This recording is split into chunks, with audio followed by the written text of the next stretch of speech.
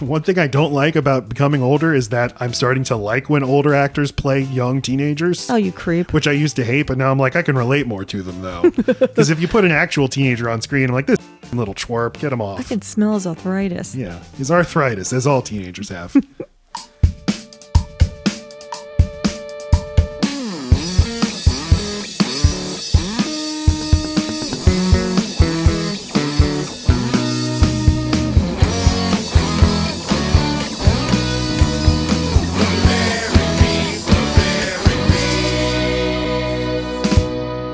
Hello and welcome to Load Bearing Beams. My name is Matt Stokes. And I'm Laci Roth. The two of us married each other 10 years ago, and now we have a little show where we talk about a movie that we haven't seen in a long time, and we argue about it unnecessarily, ferociously. We are talking today about, are you okay there? I'm trying to figure out a way to not wear glasses, but still be able to see. Because... There's gotta be a way. Right. Hey, okay. You look like an idiot. Very studious. I have too many head accessories. You look like Homer when he puts on his little specs. Like I'm faking. Like no, you with black he and white needs movies. them. It's nice. Okay. Okay, we're talking today about Pleasantville. This is a 1998 movie. This is a movie that I picked. But Laci, you saw this movie before, right? Yeah, multiple times, but did not become a movie that I watched over and over. Certainly not one I quoted. Yeah. So would not be a load bearing beam for me. We're bending the rules. We used to be very rigid about what is a load bearing beam and what isn't, and it has to be something that the other person didn't see. And no, this wasn't ever one of my favorite movies, but I saw it a lot when I was young, and I saw it in theaters with my mother. I was 11 years old. More on that later. I didn't remember the masturbation scene or anything like that, but I did remember that Tobey Maguire's real world mom, Jane Kasmerick from Malcolm in the Middle, says the F word. I remember that from the theater and that being scandalized by that. I don't know if that says something really good about your relationship with your mom at the time or really bad that you don't remember. It probably means you didn't totally understand what the masturbating scene was. 10,000% didn't understand what that was. I don't even think I understood what this when they're having sex and they even say we're having sex. Like Reese Witherspoon says, I've been having so much sex, and I was like, well, she must mean something else. Heavy kissing. I don't know what I thought. In and out tongue action. No, I didn't even. It was like programming. Like, don't see that. Whatever they're doing and talking about, this isn't happening not for to me. I'm not absorbing it. The cursor is in front of the letter, and then it's getting deleted. You know when you accidentally hit like the insert key or something on a keyboard? Don't even make me think of that horror. Yeah, that's what's happening. That was what was happening. I was like a young millennial today. Don't show sex on the screen. I'm watching with my mom. What? Is that how... Yeah, young people today, younger millennials, not old millennials like us, but young millennials and Zoomers, they don't like sex in the movies. Really? And the big theory why is because they watch movies with their parents. So it's wholesome times two. Mm-hmm.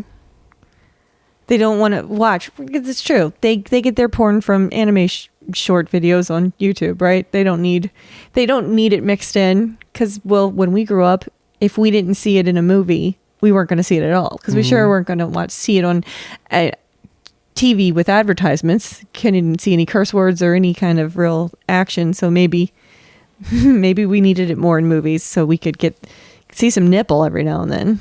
I mean, that's certainly true. Yeah, you have these things more siloed. It's a good point. I'm sure other people other than you have made it, but I don't. Every time I say something smart, you make sure to tell me it's not the first time someone's thought I it. haven't heard that from anywhere else, but you probably didn't think of it first. I did while being me. What? No, I know. It's an unnecessary thing of me to say. Really I don't know was. why, but it's a good point. I'm sorry. It's a good point. Okay. Yeah, maybe. Fuck. Maybe movies don't have sex anymore because an entire generation has grown up with only seeing sex in one place, which is, Pornhub, and they don't want to see it in Movie Hub. The movie, yeah. Mm-hmm. And Hubba Hubba. I watched this movie with my mom, and then I can tell you the last time I saw it was the year was 2007. I was in college and I was taking a film class. And the film teacher picked this movie as a movie for us to watch and talk about. And I remember thinking, really, that movie? Mm-hmm. But apparently there was stuff going on in it. So I thought it'd be interesting to watch now and talk about. Yeah, it was definitely...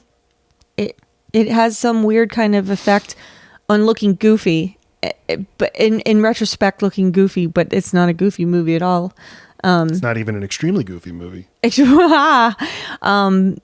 I think I might have merged this and the Brendan Fraser movie that is like someone in a time capsule. Blast from the Past? Right. It's just the reverse. An old person comes forward.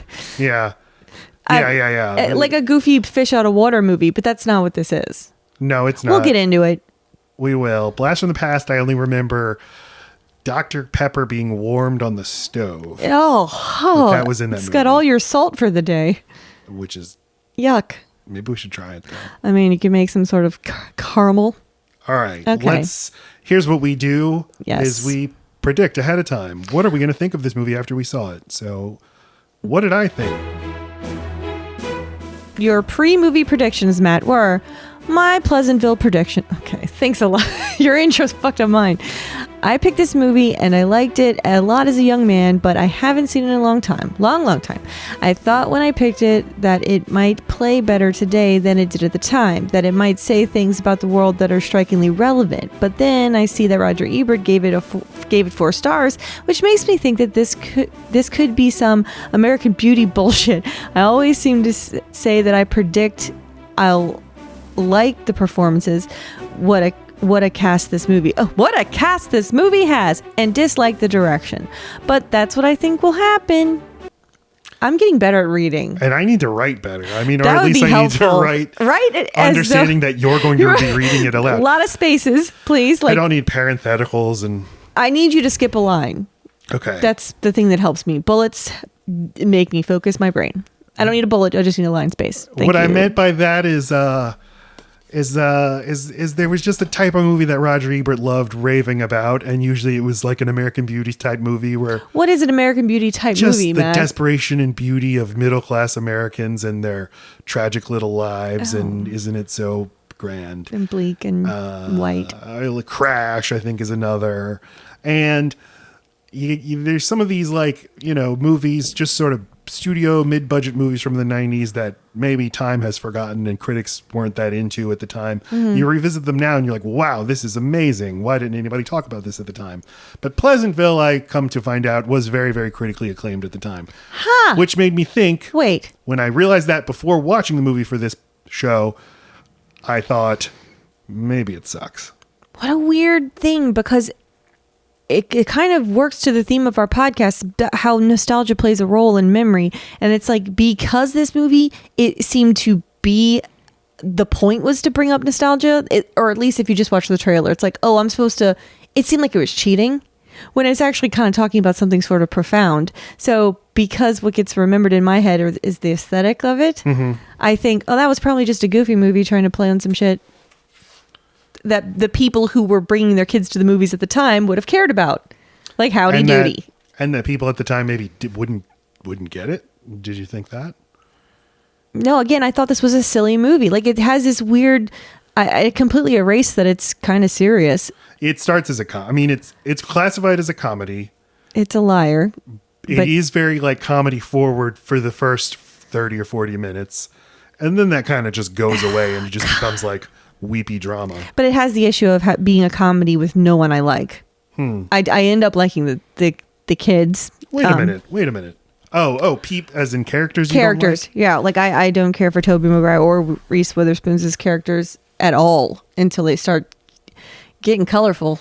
And you're wrong about this. You love tons of movies where you don't like any of the characters. I mean, this is just not this isn't a good rule. It's not a good rule. Okay, now you read my prediction. Here's Laci's pre-movie predictions. I don't remember this movie being super funny, but maybe it was a smarter movie than I was ready for at the time, and I will appreciate it more. It isn't a load-bearing beam for me, and I have definitely seen it at least twice, so it must have some disqualifiers some disqualifiers of mine in it. Gets too serious, not funny enough, child endangerment.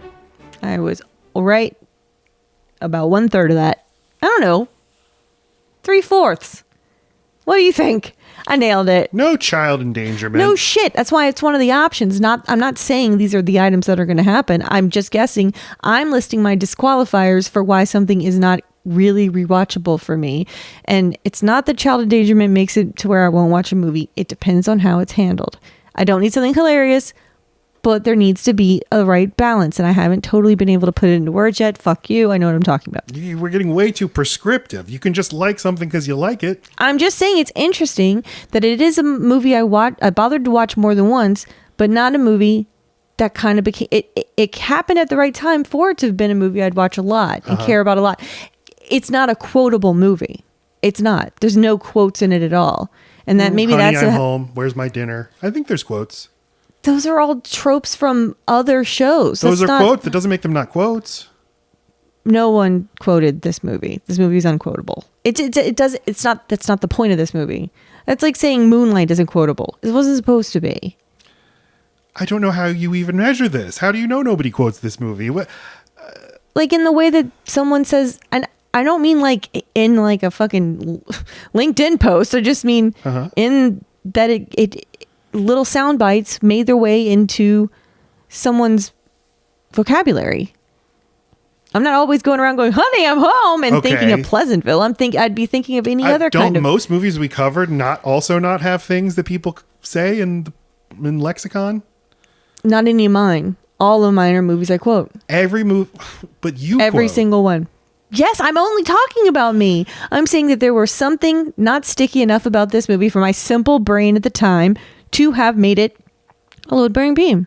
That's all. I'm sure I was right. You are in a mood, sir. You gotta warn somebody when you're gonna put a picture like that on the screen. Jesus. All right, go on. So where did Pleasantville come from? Tell me. Who did it? Who made this? This man with this face. All right, this guy's named Gary Ross. Now, who is Gary Ross? Well, he directed Pleasantville. Also, he wrote it and produced it. So this is his vision, this auteur. Okay. Now, Gary Ross is the man who got an Oscar nomination for his first screenwriting credit, which was he wrote Big. Co-wrote Big, but wrote Big, and then he wrote Dave. You've seen Big and Dave, right? Mm-hmm. And then Pleasantville was the first movie he directed. Would you say he has a high level of one-word titled movies? I'd say he does. I guess Big, so. Dave, Laci, Pleasantville, Seabiscuit, Ocean's 8. It seems like after Seabiscuit, okay, so he directs Pleasantville. He directs Seabiscuit after that, and then directs The Hunger Games, The Free State of Jones, and Ocean's 8. Seems like after Seabiscuit, maybe he's no longer able to follow his own whims. Yes? Yeah. I'm sorry. You say The Hunger Games. That means the other 3 of those movies are directed by somebody else? That's right. Okay. I don't know Free State of Jones. Yeah, it was like a Civil War period piece. He's really kind of all over the place, isn't he? Yeah, he seems like kind of a journeyman, but maybe started out in a way where you're like, are you a serious director we need to pay attention to with like a trademark style, with things that you want to say? Mm-hmm. We can look at your movies and say, that's a Gary Ross. That's a Gary Ross, right? And it seems like maybe no, except that I watched Dave last night. I'd never seen it, and I don't remember it. And I saw Big when I was a child, and now seeing Pleasantville, and these 3 movies, they have so much in common. In basically the story of an innocent person being absorbed into a big and unfamiliar world, and then taking their sort of knowledge and insights that are particular to them and changing the world they enter for the better. So in Big, I don't remember if he literally inhabits another person's body or if he just grows like into an adult. He grows. Okay, but it's not, he didn't take over the body of an existing adult. God, that's a good fucking question. I just always assume he grew. But I think that's what happens. Yeah, but then how does he get that amazing job? Oh, he's discovered. He's discovered playing the fucking piano, gets a job. Versus both Dave and Pleasantville, where these people start to literally inhabit the lives of others. In Dave, it's a man named Dave looks just like the president and then starts pretending to be the president. Oh, it's like The Prince and the Pauper. Yes, it's The Prince and the Pauper. That is where the prince has a doppelganger and they decided to trade places for a day. But this sounds more like it's an accident. not No, like a it's not. decision. He's hired at first to be a body double that makes for the sense. president, and then the president has a stroke, and then his puppet master chief of staff says, "I don't want the vice president to take over, so instead, we'll pretend the president is not incapacitated, Wow, is not a conspiracy. vegetable in the hospital. We have this guy who can just do whatever we tell him to do and sign anything we tell him to sign." Is the guy from Groundhog's Day, right? No, it's Kevin Kline. Get out of town. No, What was I picturing? Doesn't matter. he brings his, but as the movie goes on, you know, this it's very much a Frank Capra thing. It's like Mr. Smith Goes to Washington. He has his sort of ordinary American ideas, and they're able to push through in the jaded world of Washington. And he's like, gee golly, why can't we get things done in this town? And his personality wins everybody over. He's able to do all this great stuff. It's a very similar thing that happens in Pleasantville. Right. If we all just have the feelings and thoughts I do, this world could be a better place. Come on, y'all. And then Pleasantville, Tobey Maguire and Reese Witherspoon literally inhabit these characters who exist in this, or these people, because they are people. We'll get into what this world is that they go into, but they take over the lives of people who already exist. And their presence changes things for the better. We'll discuss. I've got thoughts. Okay. All right, go on. Go on with your... Usually that means I don't know, I'm just going to share them. want people to know that. Okay. They're probably not original thoughts, as been pointed out. Yeah. So Gary Roth said the idea of entering a parallel world, it's a very old idea. The most famous example is probably Alice in Wonderland and Through the Looking Glass. And in Through the Looking Glass, she literally goes through a looking glass. And Gary Ross thought, what would a kid today do if that happened? They'd probably go through the television set. Too much screen time. He wasn't sure what they would do after that. He's like, that's a great idea. Then what happens? And maybe one of the issues with this movie is it doesn't have that many ideas about where it would go after that. Or it doesn't seem to have any kind of... Like, either the world has to completely be destroyed right away, or the characters who get sucked into it have to completely assimilate and just become just like the rest of the town, and then that's not interesting either. So there were only two options: or to totally break it, or to totally at first become... this world seems great. Oh, it's kind of weird and creepy and sinister. I have to get out. They won't let me out. How am I going to get out? It kind of reminds me of the portion of a game that's not really for the main player, like these are all NPCs, and they're doing all the things they're programmed to do, and it's like with brains, what? Two decision-making people inhabit the NPCs and just glitch the game completely out. Yeah. And if they didn't, they would just be wandering back and forth in the background, and they would just become NPCs. That's the only two choices. I thought that Break it or break yourself. we probably have a language for this now that we didn't have in the 90s, which we can say things like NPC, and most people know what that means. But to a degree, that is kind of what's happening is suddenly these NPC, they're entering a computer simulation or whatever, a computer game. Yeah, even their activities are on a daily loop. Which reminds me of The Truman Show, another movie I might have lumped in. Yeah. But they're not NPCs because they are like they're sentient. They have free will. They just need to be given like a nudge in another direction. Or just they literally are. If you put an adult without it growing up to be a kid, I mean to be from a kid to an adult, and you put a kid as someone who never grows up, and someone who stays the age they are, the role they are forever and ever, and so they're given these sets of things that they do, things they're responsible for, things they're allowed to do, and because it's a sitcom, people never age. So maybe he's playing with that idea, like you guys aren't supposed to age, you never will, so your roles will never change, and you have no arc. So it's not that you're on it's literally you don't know what else there is to think about. And we won't allow you to age, or have new thoughts, or have anything new happen to you, anything to break you out of. It's a world in a snow globe, right? Yeah. Kind of like Edward Scissorhands. But in this movie, there is like the inciting incident is they get sucked in, and after that, everything that can happen is new. And we find that whatever world exists in Pleasantville is not just, it's like all they have to work with is what would be shown on TV. But it's not like you go into the Pleasantville world and you see like sets and you see like, Right. This room is next to this set or things, you know what I'm saying? Right. Yeah, yeah, absolutely. But you are limited to whatever would be necessary on TV, which is why you wouldn't show a toilet on TV, so there's no toilets in this world. But that's not like a set decoration reason. I know that's interesting. You're right. Like it doesn't exist. That's why the words in the books, that's when you go to the library and you open the books, they're empty. You need the books because you see that on TV, but you never see them open them. But at the same time, they're still doing things that they wouldn't be doing on TV. Like they have their geography lesson where the teacher's teaching them about the geography of Pleasantville and Elm Street and Main Street. But that would never be shown in the show. No, that's not true. They would be shown in classes. They would probably hear the bell ring. They'd stand up and have a conversation.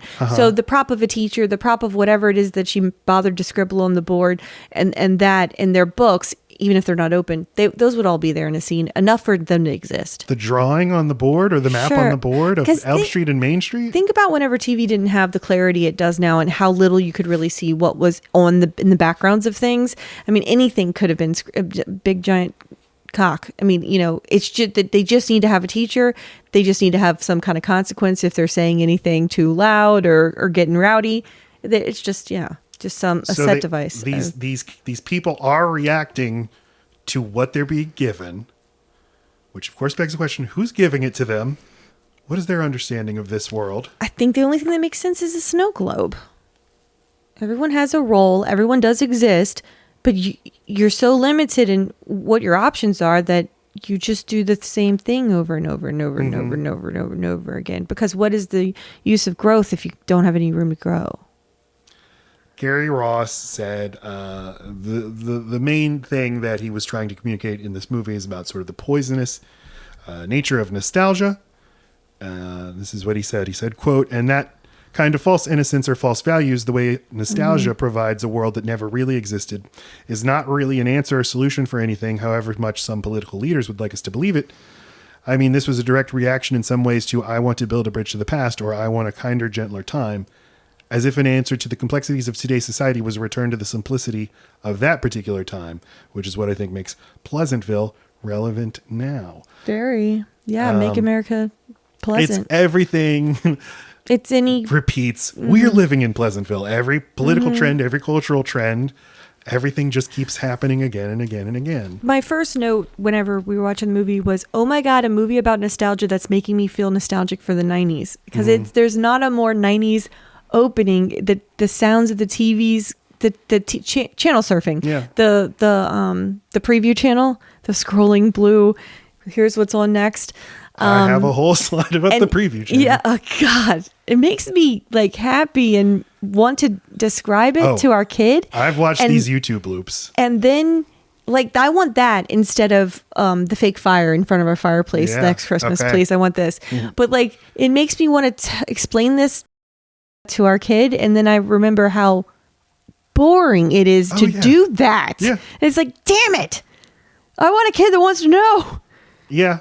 Our kid did watch this movie with us and loved this movie. Loved it. Had great thoughts about it today in the car, too. It's very, very pleasing to, hey, have kids so that you can watch movies with them. It's nice. Yeah, I mean, this is obvious, but hey, the 1990s are what the 1950s were to the baby boomers. We're all just trying to recapture that feeling. That's why we love malls. Oh, malls. Well, that must be why boomers love department stores. Before there were malls. I love department stores. But you know what I'm saying? That was the mall. I mean, everything you could imagine ever being in a store was in a department store until people started to imagine, what if we get hungry? What if we need our taxes done? Malls are like part of this. It's sort of, we're trying to recreate a kind of Main Street America that probably never existed. This is also the thing with Disney World. Disneyfication, yep. But Disney World, and specifically Disney World, Walt Disney wanted to recreate the town he lived in for 4 years, Maybelline, Missouri. Maybelline, Marbleine? I don't remember. All right. And but the thing about all of this about nostalgia is it never really existed, and the sitcom world that Pleasantville inhabits didn't exist. And what this movie kind of is these interlopers coming in and forcing the fake 1950s world into resembling the actual 1950s. Right. And that's so it doesn't, it's not like Back to the Future where all of a sudden there's like, you know, heavy metal being played or Yeah. it doesn't break down that way. It's like a natural the progression, a natural progression into what it really was. It basically, Pleasantville was conservatism, the show. You know, it's a time capsule of how people thought in terms of roles and what you're allowed to say and do and topics that are polite to discuss. Not really what was happening at all. Not at all. I think about this all the time because, I mean, for one thing, you can read novels from the 1950s where they talk very explicitly about sex. And it's shocking because I watch movies from the 50s all the time and I watch TV from the time. And that is very consciously not talking about those things. But people were fucking all the time in the 50s and they were doing drugs and getting divorced and, you know, not believing in God and being gay and right. And having radical political thoughts and stuff. People, the same stuff's always happening. So I was thinking, I wonder if you agree, this, I hate to say it, it's ahead of its time, but like it was so jarring to me. This movie does two things that blew my mind. And one of them was simply Reese Witherspoon's character just blatantly flat out says, and she's the woman bringing this in. This is not a movie about guys trying to fuck pies because they're so horny or can't hardly wait, where the whole mission of going to the party is to get laid. And it's all about guys' sexual agendas. Yeah. This is just a girl who wanted to bone, and she blatantly says, I've been having more sex than anyone else in this town and I didn't turn a color yet. Like she just casually, confidently says the word sex and that she's been having a lot of it. Yeah, she's not judged for it. Her, you know, twin brother doesn't judge her for it. And the movie isn't isn't saying like this slut. The movie's saying like this is what you should be doing.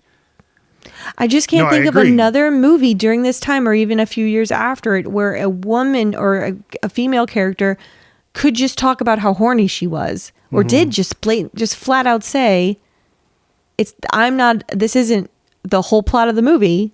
I'm just letting you know how much sex I've been having. Yeah. I mean, they certainly exist. I'm sure they exist, but I can't think of any. It is notable. It's refreshing. And another one of her movies is the only one I can think of. But it's not a comedy. Cruel Intentions, which I love. That's a load-bearing beam. It's a little bit of a comedy.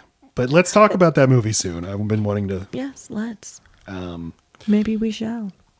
Okay, let's talk about our actors. Am I the only one who doesn't give a fuck about Tobey Maguire? Most of America. He's so boring to me. He's fine in this movie. Go ahead. Sorry, interjection. No, it's okay. I bores the I didn't know you had a strong take on Tobey Maguire. I certainly don't. My take is like I like him in a lot of stuff, and he's in good stuff. But he's good in good stuff. I kind of feel like him the way I do about Diane Keaton, which is like if this is calibrated wrong, it can really annoy me.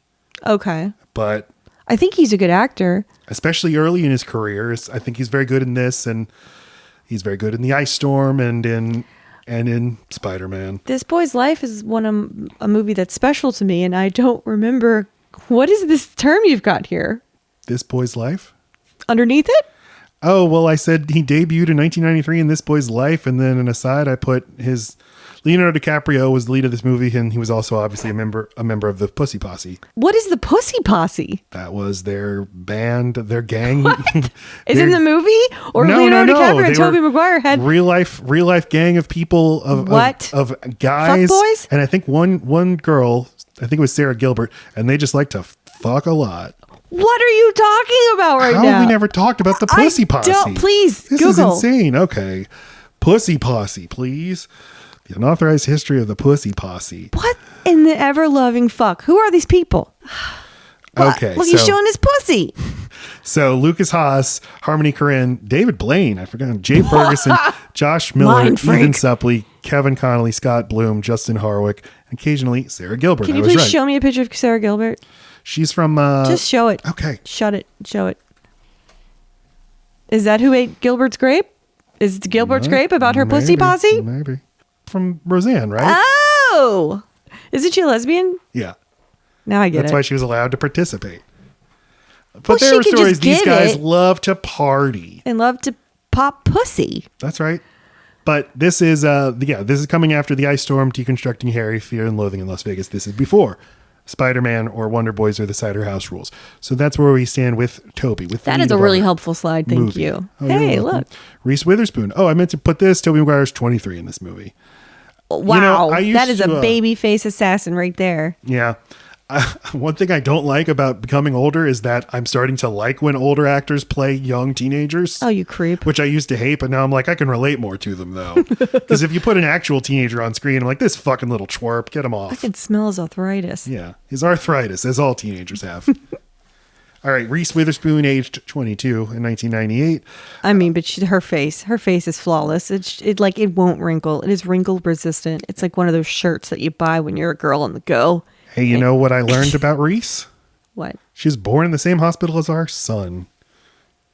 Which is... Our son, the one we have together. Where was I? Children's? Where You the don't fuck did remember? I- This was Baptist? Oshner Baptist, yeah. Is she from here? Well, she'd have to be unless it's No, a she was traveling born. hospital. She's born here. I think she hails from Georgia mainly. She's I'm Southern, y'all.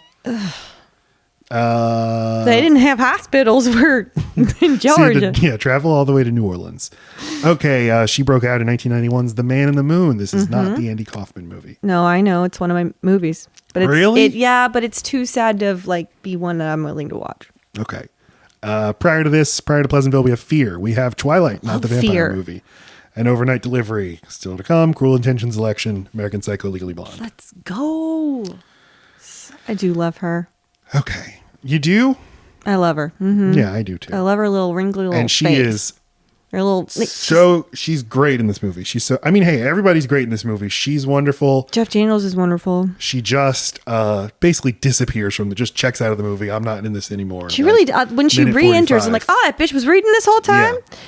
And Joan Allen, who I can't really place for anything else, she's great. Peggy Sue got married. I don't give a shit about that. All right, the movie opens with channel surfing, the cable television hellscape. Cowabunga. Yeah, we're channel surfing. We see the preview channel. So no volume? There's just so much shit. This is just a GIF. Oh, you're a gift to me. Wow, look at it. Yeah. 67 million homes in America had cable TV in 1998. That was 25% of the population. And it would not get that much bigger. At its peak in 2000, basically 25% of Americans had cable. What was TV. everybody else doing? They just had broadcast. What did I have? Or satellite. I had like 30 channels. What did You I have? had cable. You had basic cable. I had Same basic as I did. Because we'll talk about channels that we had. And it's clear to me we had the same tier of cable package. Because you didn't have HBO and neither did I. Because I live slightly outside of our means and you live slightly under your means. Hey. We already talked about the preview channel. Yeah, but let's just look at it for a little longer. Yeah. Wow. All right, go on. The preview channel became the TV Guide channel in 1999 and then became the Pop Network and stopped airing TV listings and then just switched to having regular programming. And that's where Schitt's Creek started. That's cheating. Was the preview channel. Love that shit. Okay. So Tobey Maguire is David and he's flipping around until finally he lands on Flipping the TV channels. time. Okay. In our first clip from the movie, Like Nick at Night. we'll hear about TV time and Pleasantville. This Friday on TV Time, take the phone off the hook and the plastic off the couch. That's right, it's the Pleasantville Marathon. 24 hours chock full of pure family values. Featuring the warm greeting. Honey, I'm home. So quotable. Nutrition, Do you want some more cookies? and of course, safe sex. Nick at Night would never say something Yes, so. they would. They totally would. There's trouble That was part of the somewhere. branding. Fireman for a day. See my memory hold? Game. And who could forget? Bud gets a job. So join all your favorites: Mary Sue, Bud, George, and Betty, and oh yes, Mr. Johnson at the soda shop. I Mr. watched I watched a bunch of Nick at Night promos, and did you watch Nick at Night? Boy, did I. Do you remember what age? Those were my good night shows. Mm-hmm. I could pay attention enough for it to be interesting, and I could fall asleep to it. So, forever. I don't know. But that 8 was to 14. having the promo packages, having the commercials and the sort of network voice, it always was a little cheeky and a little campy and a little like, it had this, like, there was this ad for the Donna Reed show that was like, don't you wish you could be more like Donna? And it was all about how you should treat your husband more like Donna Reed. But in this jokey, like, no modern person would actually be this kind of way. I think they recreate it perfectly. Okay, well, there you go. Yeah, so for all you people who don't know what Nick at Night it was the programming block that came on the Nickelodeon channel in the hours at night where children were not watching TV. Except for me, who was alone. Me too. And the idea of airing old TV, that's basically been around since the beginning of television. But Nick at Night's innovation was, let's really lean into it.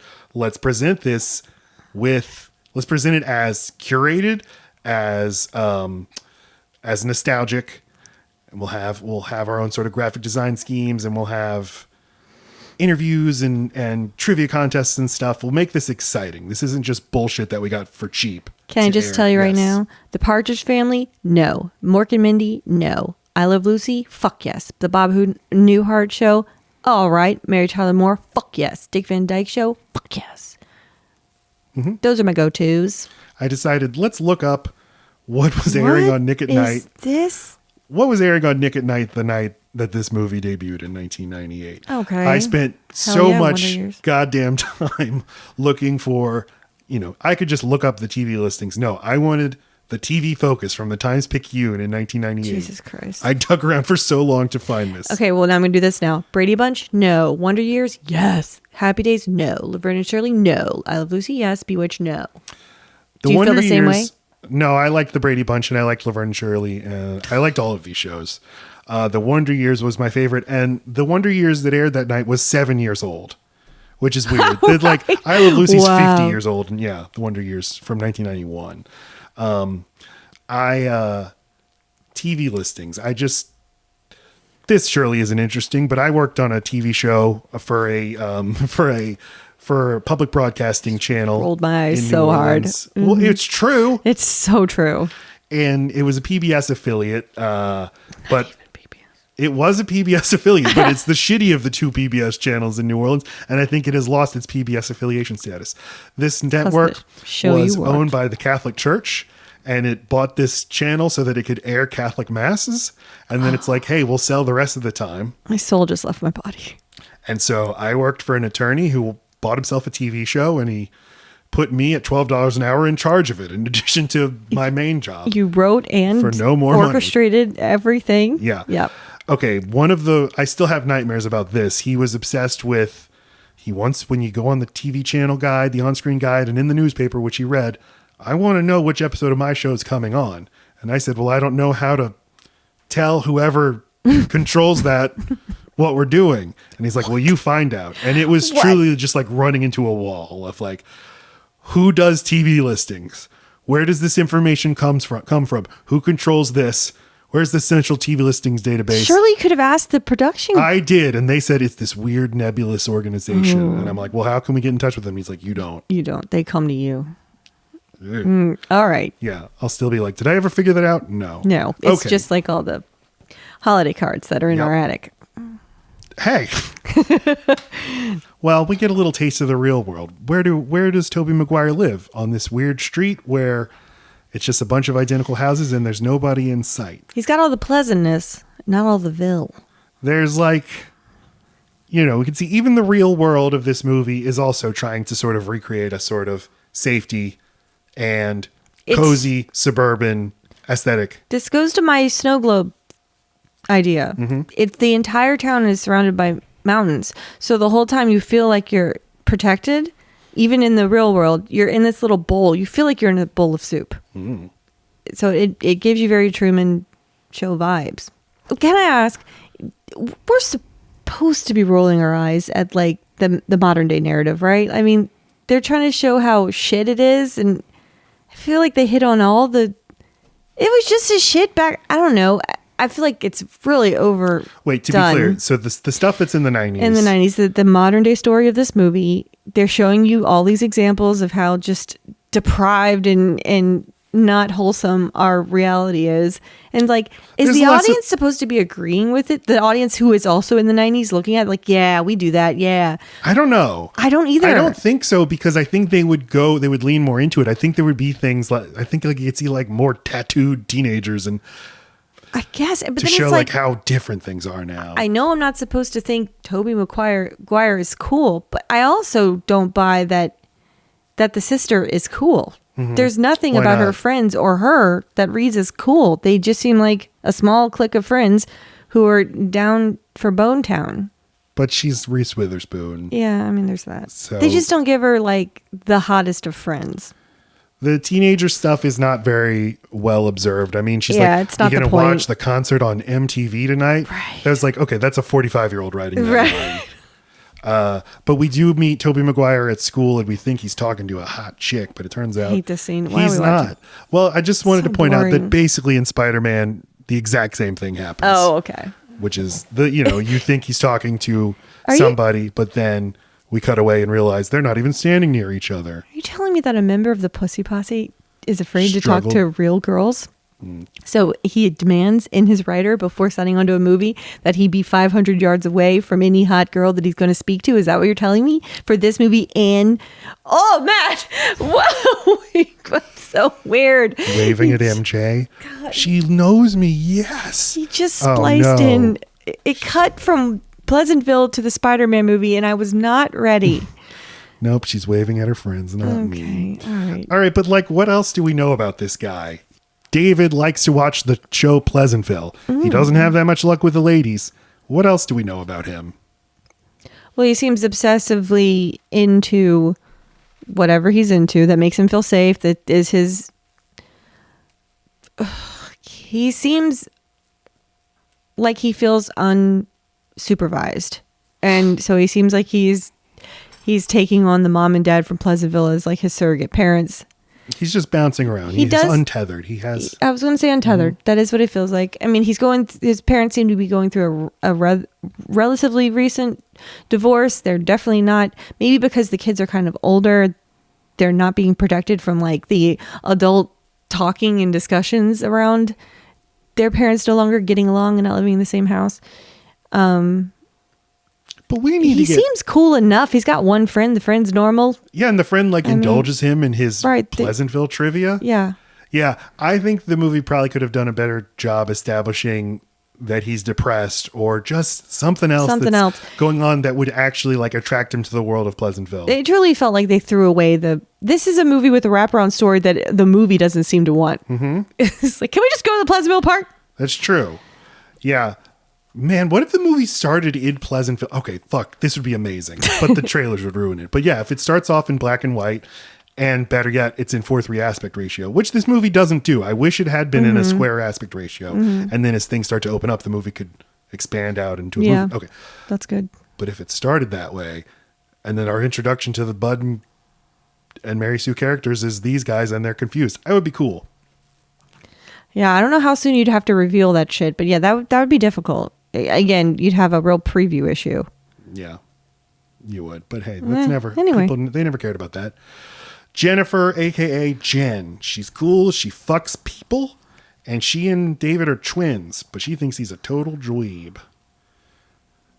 And then at school, we also have the scenes where we're learning about how statistics show the world is bad, and it's just gonna get worse from here.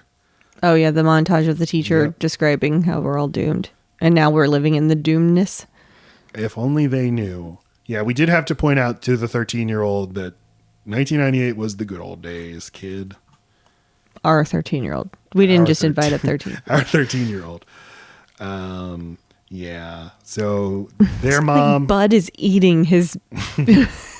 It's a weird on the screenshot. we have. screenshot. He's got his ribbon in his Yeah. mouth. So their mom is divorced, Jane Kasmerick from Malcolm in the Middle, and she's going away for the weekend with her new boyfriend. Poignantly, the star of one of the biggest family sitcoms of the time. That must be why they chose her. I don't think it had started yet. I think Oh. I think Malcolm was 99. Let me confirm, Please. because the people Well, maybe this is what got her the part. in the audience are like, "Oh, you fools! It started in 2000. 2000. Wow." This is predicted so much. Really did. It was so ahead of its Launched her career. All right, we haven't even started the fucking movie. Okay, this weirdo TV repair. Well, fucking Reese and Tobey they both want the TV because Reese wants to watch the concert with her hot boyfriend, and Tobey Maguire wants to watch the Pleasantville Marathon. They break the remote Because he's going to win $1,000. He's Yeah. not. Yeah. You can't turn on. This is a new TV. It's a Zenith. You can't operate it without a remote. They break the remote, but luckily, Don Knotts is there. just shows up in his magical van with his robot remote, Yes. a solid brick of metal, as And- big as a brick. Well, but before that, he talks to David and sees David likes Pleasantville a lot. Maybe he's the one that I've been looking for. To do what? What a question What indeed. the fuck? I mean, What was he hope? I have so many questions about that specifically. And yeah, this makes, he shows up a bunch more times in the movie and none of the times make any sense. It clearly they needed a way for them to get into the TV, but they did not give any thought to what was the yes. goal of the man. What They is he just- trying to do? You'll be perfect. You'll You know be perfect Pleasantville. because they Okay. need a new cog. Take this. The old remote. bud is tired. Oh God, I didn't even think about that. He didn't need to rejuvenate the city. It was perfect as it is. He said he'd been looking for years for All someone. the characters in the TV show need to get replaced by real world people. Oh, and they're all just playing and Bud, because he's a main character, he's one of the hardest ones to replace. So that's why. But he went ahead and grabbed the sister for some fucking reason. He didn't intend to grab the sister. Ah. They're fighting over the remote. That was unintentional. You know what? That's the only thing that makes sense. that then. has to be it. This man has been replacing people. It's Get Out. They're all just people who are assuming bodies and pretending to be white people. They're not. Holy shit. It's a form of torture. Yeah. Or it's like an afterlife.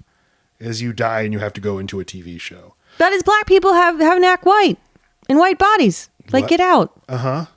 Oh, you're saying. That's what I'm saying. They're literally inhabiting the world that society thinks is the most aesthetically pleasing and wholesome, and isn't it pleasant? But we do need bodies. We do need youth. We need you guys to come on in here and regenerate these bodies. Yeah. You just can't use your own. But they do use their own. The world does That's change. true. The pictures change. It's not like That's is true. Quantum Leap where everyone Which sees is a show that is coming back, oddly. Feel like it doesn't need to. something's coming back. But wait, okay, so Don Knotts, he wants to give Pleasantville a little nudge or something. Whatever the fuck. And my question was, can they use this remote to go into any TV show? Or does every TV show have like a Don Knotts character, a god out there, like advocating for its interests? And then could you go into any TV show? Could you go into the news? And if you went into the news, Like local being filmed now. and if you then went into the news, what would you see? You'd see the news desk, but you wouldn't see like producers and stuff. You would just see an empty room with just a news desk. Because if I get you. the world is populating itself with stuff you see on the TV, it's not important. They Thank get God. sucked in. They freak out, but get over it kind of quickly. I've always felt that like they're freaking out too much, in a sense that it's like, your mom has already called you 3 or 4 times to the kitchen. Shut up and go to the kitchen.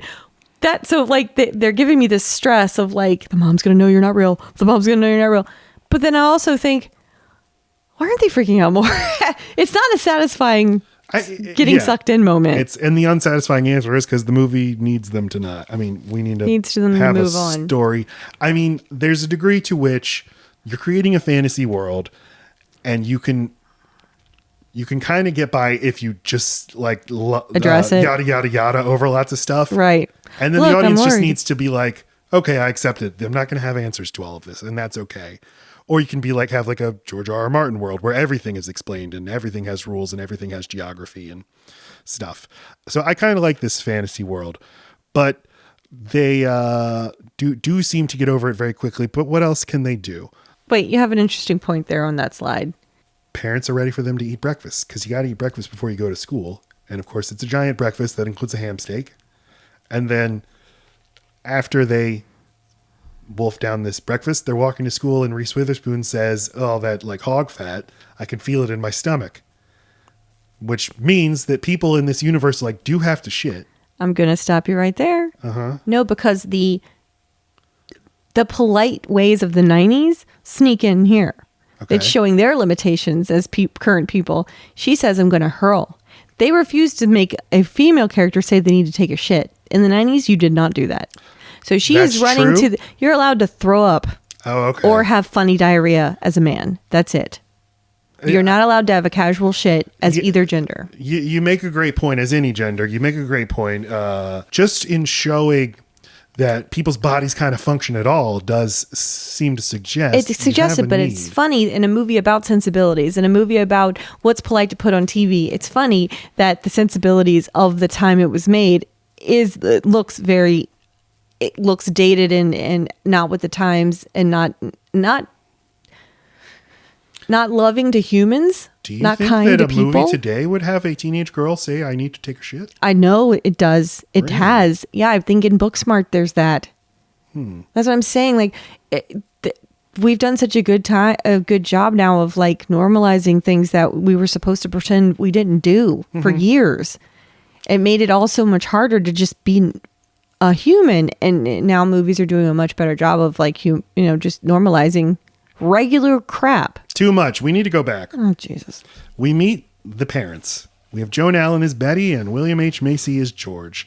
What a star pair these two are. And I just wanted to note that Laci's grandmother is named Betty and my grandfather's name is George. How about that? Wow. Yes. Joan Allen had played Tobey Maguire's mom in The Ice Storm the year before. Did you see The Ice Storm? No. That is Sounds another sad. period piece movie. No, thank you. Where Joan wait. Allen plays a swinging mom. Is it snowy? There is snow in it. Then I wouldn't have yes. seen it. I mean, there is an ice storm. And I think this might have Wait, been... but Fargo's there's snow and I love it. Damn this snow. No, I know. rule. Your rules aren't... They make no sense. No. There's no consistency. This might have been the first like movie William H. Macy makes after Fargo makes him into sort of a star. I mean, he'd been around for a long time, but suddenly everybody's talking like Jerry, which I don't think I just did. No, you sound like Peter from Family Guy. Oh, wait, no, Paul Walker. He's from Fast and Furious. Why was I put... Because he does play a douchebag in at least one or two teen movies around the same time. He's in She's All That. He's a total ass. I've never seen She's All That, but Seen it so I many think I've times. only ever seen Paul Walker in the Fast and Furious movies and this movie, but he shows up and I'm like, oh, hey, Paul Walker. And he's Oh, it makes me sad now. wonderful in this movie. And I didn't even think of him as the Paul Walker that's dead. Yeah, he's dead. I know, but I didn't think of him that way until just now. It's not fair. Look, he's in a car. That's true. He does dangerous things in a car in this movie too, with vagina. I'm always cruising for pussy. Am I right, Tobey Maguire? Yeah. Get it? He knows. He knows. He knows. Jen, this is what turns Jen around because before then, No she one to said, bone. We're in Nerdville. Yeah. And I wrote that down. I was like, that is, whew, damn. Damn. Shit. We are in Nerdville again. Burn. And you got to let it settle in. There are dorks here. So Mary Sue / Jen. Wait, her name's Mary Sue, and so is the name of the mom's character in the movie she's known for? Mary Sue. What? Oh, it's Peggy Sue. Okay. The mom from this movie is Peggy Sue. Sorry. Well, she didn't play Peggy Sue. Oh. She's just in the movie Peggy Sue. Ugh. Okay. Okay. Jennifer, hey, maybe I'll stick around in this world if I can hang out with that guy. So she goes on a date with him. And she basically coerces him to Lover's Lane and teaches him about sex. And it freaks him out. But he likes it. And this causes the first color to appear in this movie. Oh, His if we haven't dick. mentioned, His pink dick. we see his pink little dick. His dipstick. It was very brave. Shows his little dipstick. Yeah, he's the first. The movie's been in black and white up until this point, but suddenly Paul Walker sees a rose and it's red. And I like that it's the dumb guy who sees the color for the first time. Because nobody would be able to say what it is they're seeing, but especially not him. Right. I saw. But then he goes and explains it all to his basketball friends. Well, he can explain sex because it's like. But did he? How would you? Did he explain sex or did he explain the rose? We don't know. He could have explained sex. Come Whatever. on. You think he explained the rose? I'm not part of the pussy posse, so I don't know. we both had this thought when Mary Sue takes him to Lover's Lane and forces sex upon him, and Tobey Maguire chases her, and he's like, "You can't do this. He doesn't exist. You can't do this to somebody who doesn't exist." It's like, what? Which is, no, he does exist. He exists, and if he didn't exist, that would make it more okay. But yeah, does she molest him? Yeah, he seems like a child, and she seems like she took his adult body and did adult things with it. But he is not a child. Like but his innocence level is. But everybody have has that level of feelings. innocence. Everybody has that level of innocence. Yeah, our kid was conflicted as well. There's no way to give consent to something you don't know you like. So something we don't know exists yet. Yeah. But she knows once you do it, you're gonna know that you like it and you want to do it again. So most people. Jeff Daniels is Bill. He owns the soda shop, and that's where Tobey Maguire. I'm trying to say character names and not actors. Okay. Where David works / Bud. The other problem is they have two different names. Just say Bud. Yeah. Bud's the one that's easy to remember. Bud leaves work early, so Bill has to come check him out at his house and see what's up. And then we realize that Bill, Jeff Daniels, and Betty, they seem to have a little attraction to each other. And I really like this moment because it's kind of hard to, I mean, like if you got sucked into a TV show, you got sucked into The Simpsons, and suddenly you realize Marge and Moe have a connection. Right. That you never noticed before watching the show, but suddenly I'm in person with them and I can see, oh, wait a minute, what's going on here? Makes you think of the choices that the writers decided to, so we're allowed to see these parts of life, but the writers who wrote the show this messiness, they won't show us. Or even, they don't even know that it's there. And I find that very interesting. The contagion is spreading. The contagion is sex. Or just new experiences. Growth. It seems like what turns things a color is growth. But I had a talk in the car with our kid, and they pushed back and said, then that doesn't make sense for when at the end, the mean guy, finally, it's rage. So she says that it's emotion that turns you the color. It's just new emotions. Just behaving in a way that society doesn't necessarily approve. It that doesn't makes conform the most sense. to. That makes nonconformity. Pleasant. Nonconformity is what turns the color. That makes sense. Yeah. Yep. That's the only thing. It's the trigger for everyone. It's when Peggy Sue, Mary Sue, turns color. It's because she suddenly decides she likes reading books and that kind of thing. She's going against her boxed in role. Yes. Skip starts telling the basketball team about sex, and suddenly they can't make baskets anymore, and this causes them to lose a basketball game. And then we meet the fascist mayor. We live in utopia. But what does utopia mean? It's for you, not me. In the Greek, it means no place. Utopia. A place frozen in time, which might as well be no place at all. Yeah, well, that you can't have this. I mean, if you have it, it means that there is a consequence, and in the consequence here, there's no free will. Well, that brings me to what I think it's very poignant in that they named this movie Pleasantville.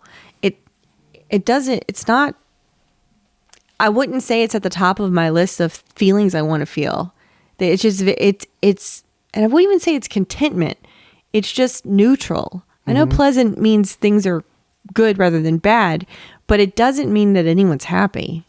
It's what I want. It's polite. I do want things to be pleasant all the time, and I'm not right too. I want things to be easy and non-confrontational and not a hassle, but life would be really shitty and despairing if it actually were that. But it is what kind of I created my own life if I'm just on autopilot. Right. No speed bumps. No risks. No unpleasantness. All this recent unpleasantness. So we have this scene where a child teaches her mom how to masturbate, and a teenager. It's not the first movie I've seen that does that. Really? What else? The movie with Diane Keaton, where she's never had an orgasm because she lived with. It's a movie where she's got all the daughters. Because I Said So? Mm-hmm. Yep. And then she has sex and has an orgasm. She didn't know she never had one. She suspected. Their dad just never took the time. Yeah. You got to put in the time, guys. Fellas, come on. Straight people, get your shit together. And lesbians, too. I'm pretty sure the lesbians are fine. No, there's probably some shitty ones. Okay. But this is a great scene, and we watched it with our kid, and I watched it with my mommy when I was a child. But you erased it. Yeah. We have another scene in the movie where Bud is sort of teaching his father some. I don't remember exactly what it is, but we have like sort of a parallel scene where it's like a son teaches his father something that you would generally see the reverse of that in a television show such as this. And it's kind of like a wish fulfillment of being able to recreate a 50s or 60s where parents listen to their kids rather than, or the kids are thought of as having something valuable to say. Something worthy of listening to. Mm-hmm. They're allowed to know it all, quote unquote, which is what we were always accused of as kids who are precocious and smart. You just think you know everything. Yep. My God, yes. So, the metaphor is, it's expanding. It includes feminism now or even just women are people too. A lot of Bible references. Yeah. They have the Adam and Eve part. And then she masturbates and literally there's a burning bush after. Oh, that's true. Yeah. And I was kind of, oh no, I'm not going to say. Please don't. I was also thinking about this as a metaphor for communism, which is what they would have been afraid of in the 50s. And there are movies like Invasion of the Body Snatchers where something like an alien taking over the body of your neighbor and you not noticing, but suddenly they're acting different. And hey, it could happen to people you love. It could happen to your wife. It could happen to you. Suddenly people are just a little different. They're not quite themselves.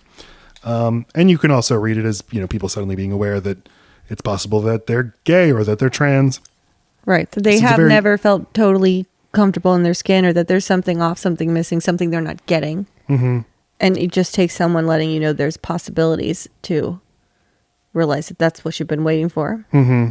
But it's an intellectual contagion because it's about an idea, and an idea is spreading. And obviously it's like the Garden of Eden story, and they get very ham-handed about that, where they have a apple that's red while the rest of the movie's in black and white, or at least the rest of the screen. So now there's all these, the world is opening. Mm-hmm. And we talked about that the teacher talks about Main Street and Elm Street, but very importantly, we did not explain that it literally is their entire universe. We didn't say that. Yeah. There's nothing outside of Pleasantville. Yeah, at the end of Elm Street is just the beginning of Elm Street. Mm-hmm. So, right, Snow Globe. This movie was the first movie filmed in color that was then scanned and digitized and then had the color removed with a desaturation effect. I think it shows. I don't think this is a very good looking movie. It just doesn't look like real black and white. And especially once the color comes in, it really does look like something you would do in iMovie or something. They start to look like painted people, but it doesn't bother me. It doesn't take me out of it. These things always affect you more. The look and the sound of something. I think it works. But once, like in the screenshot we're looking at right now, it just looks too blue? Much like an effect. It looks, yeah. They look kind of alien. They don't look like people. But maybe that is, maybe if you took black and white people out of anything and put them in a color story, this is what it would look like. It is. David and Jennifer are the only ones who aren't turning colors, and I guess this is supposed to be their arc. And then Reese Witherspoon is just gone from the movie at this point. This is the part of the movie that I think doesn't, one of the things that doesn't work. For the most part, I like this movie a lot, but I think stronger characters who go on a more defined journey would maybe give you a little more to hold on to. But everybody, or at least all the young people, seem like they're turning colors, and now there's going to be a backlash. And George, the father, comes home and his wife is not home. His dinner is nowhere to be found. He freaks out and he goes and meets up with his bowling buddies at the bowling league. And we have a scene that I describe as the beginning of the conservative movement of American politics. It's going to be fine, George. You're with us now. Well, we're safe for now. Thank goodness we're in a bowling alley. But if George here doesn't get his dinner, any one of us could be next. That is real rain out there, gentlemen. This isn't some little virus that'll clear up on its own. Something is happening to our town. And I think we can all see where it's coming from. Yeah, I've been rereading the Rick Perlstein book Before the Storm about the 1964 election in Barry Goldwater. And it's kind of like that scene over 800 pages of just the sort of a Small white grievance. middle American man seething about all the stuff that's happening. And before the stuff that the stereotypical like 1960s stuff you associate with things changing. But, with FDR and Truman and the commies and stuff. And yeah, they won, and they've dominated our world since pleasant then. way of living if you're those men. Betty is self-actualized a little bit, and she decides she's going to leave her husband and go start a sex and paint life with Jeff Daniels. There's violence and vandalism against they start using the word coloreds. Now, this movie, there's no non-white people in it, right? There's not a single black person or Not Asian at all. person or anybody of any No Hispanic, color nothing. other than white. No one of Asian descent.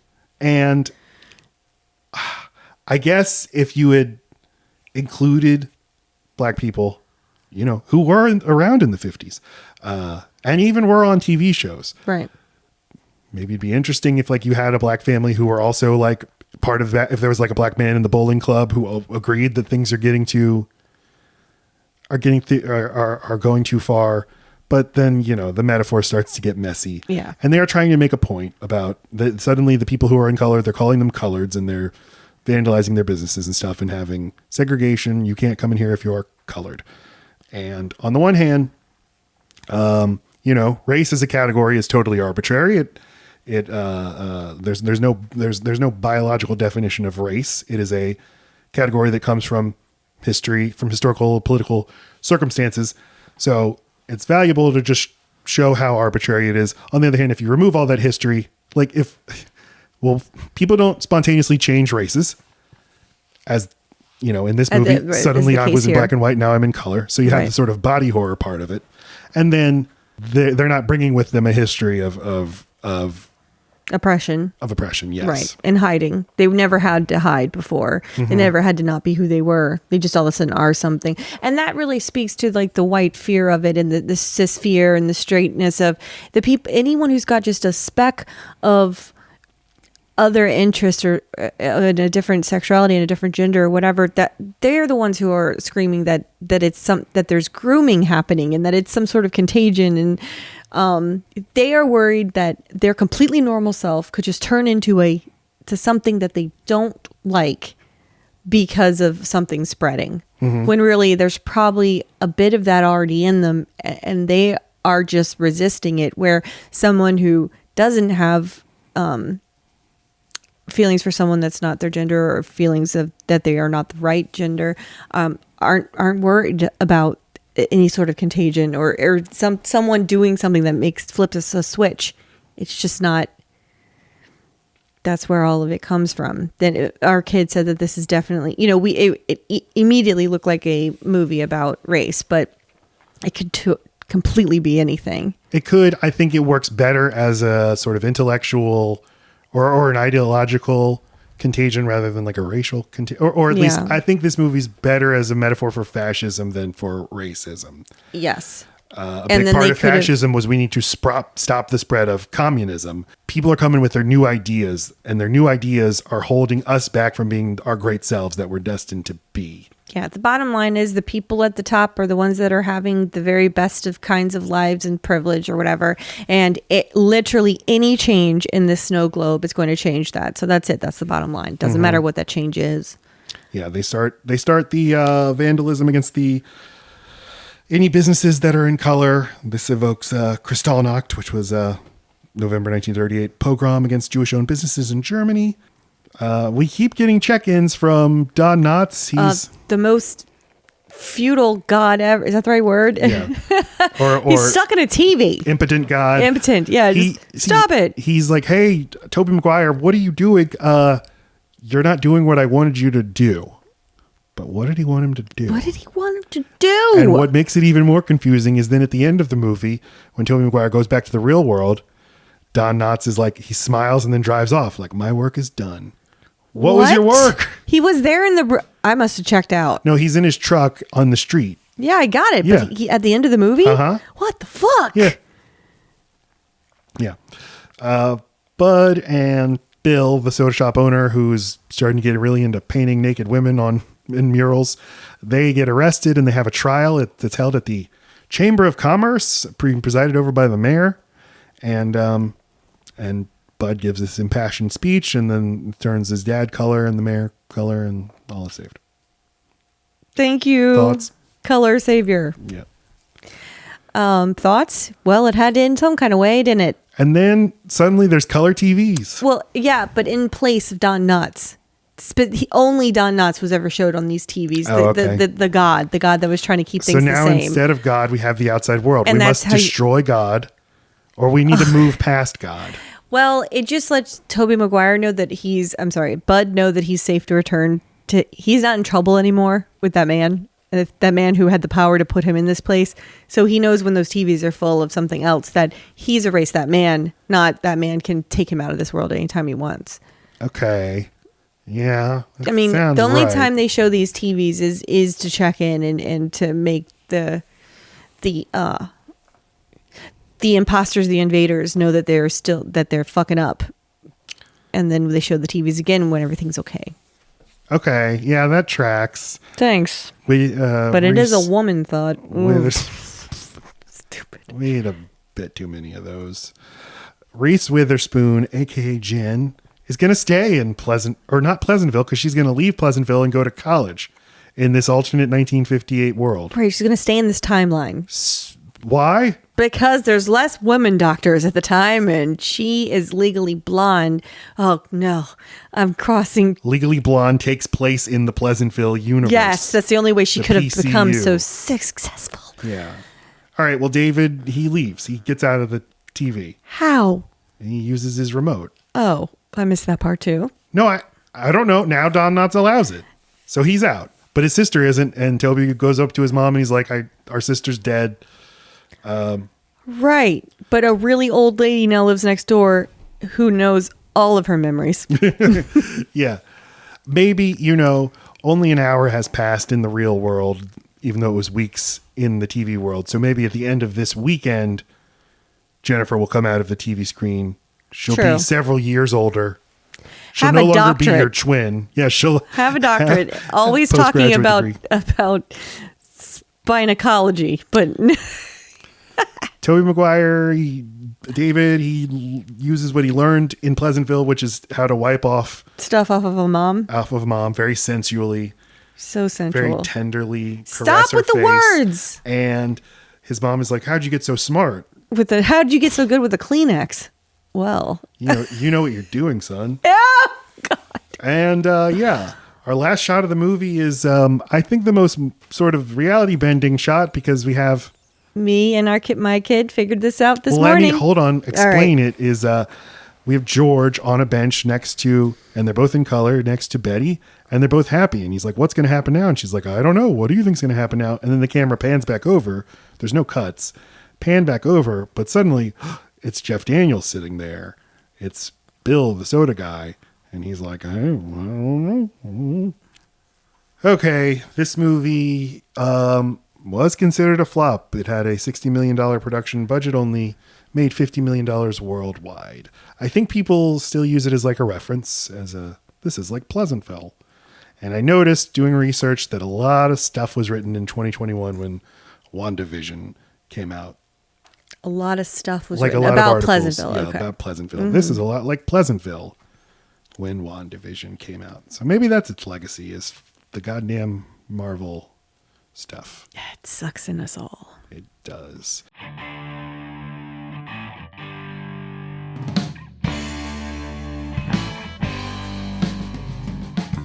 Final thoughts, Laci? What about your star rating? Oh, yeah, I keep not doing that. A 3. It's good. It's good. It held my attention. I was very surprised by it. But it's not profound enough for me to need to tell people to watch it. It's or to brag that I have seen it. It's not funny enough for me to watch it for that reason. It's just good. If it were on, I don't think I'd stop what I was doing to watch it. But I do acknowledge that the performances of everyone are good. It's a well-made movie. It's just, I don't need it again. I think I liked it a lot more than you did then. I would say 4 out of 5. I did have, there's a lot of stuff that annoys me about it. Of the Randy Newman score, which we didn't mention. I didn't even notice. Overboard. Because it's supposed to be hokey, I didn't even notice. Randy Newman only takes me out of reality when he's put into a modern day situation. Things, you'll always be like, wait a minute, this is Toy Story. This sounds too Toy Story. Right. And then it just goes so over the top a lot. But yeah, a lot of it is not. It's an emotional movie more than any. If you think about it too hard, maybe it doesn't flow that, or it's not a coherent and profound argument for anything, but it feels true. It feels true. Yeah, and it's sweet. It is very sweet. It's pleasant. It's pleasant. It gets. I don't know. It does evoke a sort of 1950s TV world. It didn't feel very 90s. No. Yeah. Pretty good movie. I was choosing between this and Seabiscuit to do. Oh, I've never seen Seabiscuit. I don't think I ever want to fucking see it. Please don't make me watch Seabiscuit. I assume a horse dies. I don't need that in my life. No, he doesn't die. Should he? Gets hurt and then heroically comes back from injury. Oh, I don't care. Yeah. That was the first movie I reviewed for the high school newspaper. So it's very special to me. Tell me more. But we went with this instead. I'm glad we did. It's definitely one of the movies where I'm not like, motherfucking God, why is this what we've done to Tuesday? What is this? That didn't happen. No. So solid 3. Not to mention all the lessons I learned. Hey, everybody. Hi. Please, if you have not subscribed on our YouTube, where you can find lots of hilarious videos made by Laci. Thank you. Short The cartoon short people. They are my getting up to animated antics. shorts. Yeah. It's just clips of our podcast, but those animations, though. Okay, great. Thank you. Yes, please subscribe to that. And if you've gotten all the way to the end of this video, you're clearly a superior human. So thank you. And subscribe to the actual podcast, the RSS feed. do that. The audio on Spotify and Apple Podcasts. And also, the theme song is by Roy9. That's my band. I made that song with my friend Wade Hemel. Who is featured in several of my animated shorts, as well Smoking as... a fat doob. Oh, as well as Patrick, your other bandmate, who's also featured in a short. So if you want to see what those guys look like in cartoon form, and then you think, hold on to your pants. This is good, but I want to hear more. What would they sound like if they made music? You can find out. You can. You're in luck. You can find that. So I suppose that's it. We'll see you next time. That's my outro. We'll see you next time. Okay, I love you. Goodbye.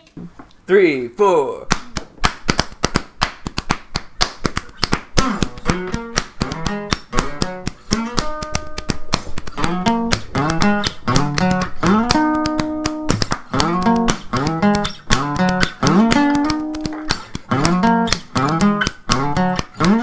Everybody, love bearing beans, love bearing beans. Love bearing beans, love bearing beans. Love bearing beans, love bearing beans. Spider-Man. Love bearing beans.